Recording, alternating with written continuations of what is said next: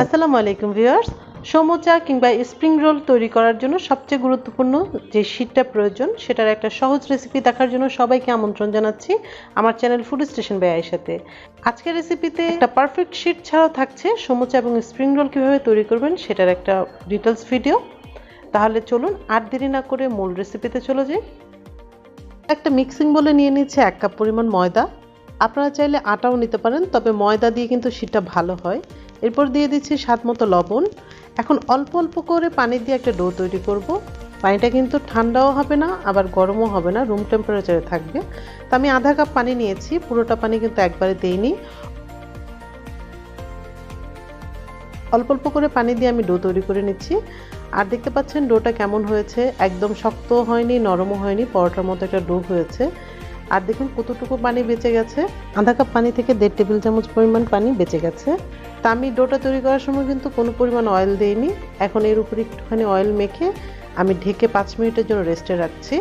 ফিরছি 5 মিনিট পরে। 5 মিনিটে দেখুন ডোটা অনেকটা নরম হয়ে গেছে। এখন আমি এটাকে 8টা ভাগে ভাগ করে নিব। আর ভাগ করে নেওয়ার সুবিধার্থে আমি এটাকে লম্বা করে নিয়েছি, এরপর 8টা খণ্ডে ভাগ করে নিয়েছি। আপনারা চাইলে কিন্তু 10টা ভাগও ভাগ করে নিতে পারেন, তবে আমার জন্য স্ট্যান্ডার্ড মাপ হচ্ছে 8টা। প্রত্যেকটা টুকরো ডোকে আমি গোল শেপ দিয়ে একটা লিচি তৈরি করে নিচ্ছি। আর এই লিচিগুলোকে একটু অয়েল মেখে নিচ্ছি, এতে করে একটা আরেকটার সাথে লেগে যাবে না।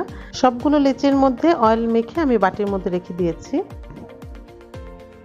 একটা লিচি নিয়ে আমি একটু ময়দা দিয়ে রুটি তৈরি করে নিচ্ছি। একটু বেশি করে ময়দা দিয়ে ঘুরিয়ে ঘুরিয়ে আমি রুটি তৈরি করছি। তবে রুটিটা কিন্তু খুব বেশি পাতলা বা খুব বেশি মোটাও করিনি আর অনেক বড়ও করিনি।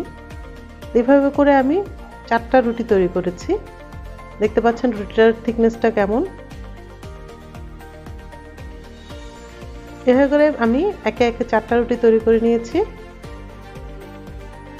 আমি একসাথে 4টা রুটি দিয়ে তারপরে শীটটা তৈরি করব।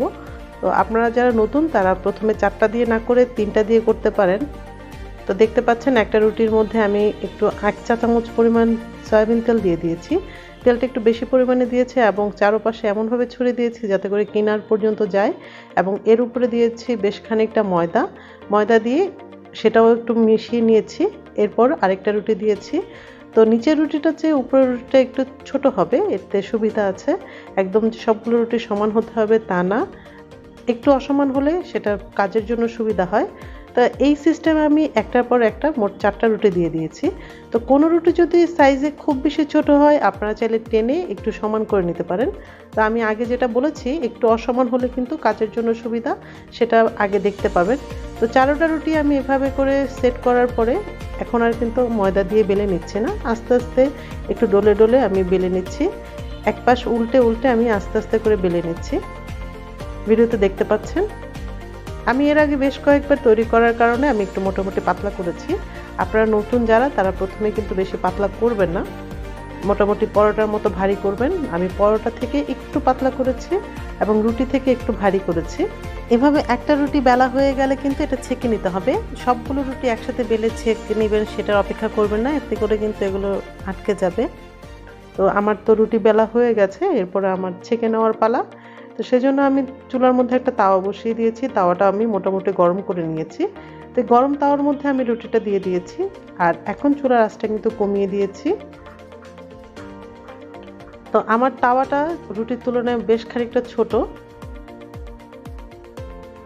এর চেয়েও বড় রুটি বানাতে হলে কিন্তু বড় হাঁড়ির উল্টো পিঠে করা যায়। তো সেই ধরনের সিস্টেম আরেকদিন শেয়ার করব।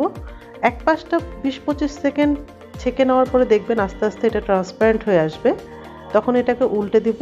তবে অপর পাশটা কিন্তু বেশি সময় লাগবে না, অপর পাশটা 8-10 সেকেন্ড রাখলেই হবে। তো দেখুন অনেকটা কিন্তু সেদ্ধ হয়ে আসছে এমন মনে হচ্ছে। তো যেটা বলেছিলাম অসমান হলে কি সুবিধা, অসমান হলে কিন্তু দেখা যায় যে আপনার রুটিটা আলাদা করতে খুব সহজে আপনার মাথাটা পেয়ে যাবেন। তা আমি চুলার উপরে কিন্তু এই গরম গরম অবস্থায় খুলে নিয়েছি। রুটিটা কিন্তু একটু গরম অবস্থায় তুলতে হবে, তো একদম চুলাতেই তুলতে হবে তা না, মোটামুটি কুসুম গরম থাকা অবস্থায় তুলে নেবেন, কারণ এই রুটিটা কিন্তু ঠান্ডা হলে আটকে যাবে, তখন আর খুলতে পারবেন না। তো দেখতে পাচ্ছেন কিভাবে খুলছি, এটা আসলে একটু ট্রিকি, হয়তো প্রথম প্রথম 2-1 বার হবে না, এরপরে আর কোনো সমস্যা হবে না। আমি তো অনেক পাতলা করেছি, দেখতেই পাচ্ছেন। একদম দোকানে যে কিনতে পাওয়া যায় শীট, সেই শীটের মতো পাতলা হয়েছে আমার শীটটা। একটু ধৈর্য আর যত্ন সহকারে করলেই কিন্তু একটা পারফেক্ট শীট পেয়ে যাবেন। ভিডিওটা একটু বড় হচ্ছে, আমি চেষ্টা করছি আপনাদের সাথে ডিটেলস শেয়ার করতে, যাতে করে আপনাদের মনে আর কোনো প্রশ্ন না জাগে। তাই সমুচার শীটটা ভালো মতো শিখতে হলে পুরো ভিডিওটা কোনো রকম স্কিপ করবেন না। তো দেখতে পাচ্ছেন কতটা পাতলা হয়েছে। আমার হাতটাও কিন্তু দেখা যাচ্ছে এতটাই ট্রান্সপারেন্ট, একদম দোকানের শীটের মতো হয়েছে। আশা করছি আমার আজকের ভিডিওটা আপনাদের উপকারী আসবে। উপকারে আসলে অবশ্যই লাইক শেয়ার করতে ভুলবেন না, আর চ্যানেলটা সাবস্ক্রাইব করে দিবেন। আর এখন আমি এই যে শীটটা আমার প্রয়োজন অনুযায়ী মাপ দিয়ে কেটে নিচ্ছি। তো একটা স্কেলের সাহায্যে চারপাশ থেকে কেটে নিচ্ছি। আর সাইডের যে অংশগুলো, এগুলো কিন্তু ফেলে দিবেন না, এগুলো ভেজে নিলে অনেক সুন্দর চিপসের মতো কুড়মুড়ে হয়। বাচ্চারা তো খুবই পছন্দ করে। আর রেস্টুরেন্টে কিন্তু এই যে বাড়তি অংশটা, এটা ভেজে সমুচার ভিতরে দিয়ে দেয়। তো আমি আমার প্রয়োজন অনুযায়ী যে মাপটা কেটে নিয়েছি, এটা 8.5 বাই 6 হয়েছে। তো এখন আমি এটাকে দুভাগ করে নিচ্ছি। আমি সমুচা তৈরি করব, সেজন্য আমার এই মাপ। আপনারা যদি মিনি সমুচা তৈরি করেন তাহলে 3টা ভাগে ভাগ করে নেবেন। মিনি সমুচার জন্য 2 বাই 6 সুন্দর হয়। এখন আমি দেখিয়ে দিচ্ছি কিভাবে এটাকে আপনারা ফ্রোজেন করবেন। একটা জিপলক ব্যাগের মধ্যে বা কোনো এয়ারটাইট বক্সের মধ্যে এভাবে একটা পলি মুড়িয়ে আপনারা রেখে দিতে পারেন। তো এটা কিন্তু ফ্রিজে অনেক দিন ভালো থাকবে, মাস 2 তো অনায়াসে রাখতে পারবেন। তো এখন আমি আপনাদেরকে দেখিয়ে দিচ্ছি কিভাবে সমুচা তৈরি করবেন। সেজন্য আমি এখানে একটা শীট নিয়ে নিয়েছি। এটা হচ্ছে 7.5 বাই 2.5, 7.5 বাই 2.5 একটা শীট নিয়েছি আমি। আসলে মাপটা হচ্ছে কি আপনাদের যার যার পছন্দ অনুযায়ী। এবার দেখুন, আমি একটা কোণা এভাবে করে ভাঁজ করে নিয়ে একটু মুড়ে নিয়ে এখানে একটা ট্রায়াঙ্গেলের তৈরি করেছি। আর এটা দেখতে অনেকটা পকেটের মতো হয়েছে।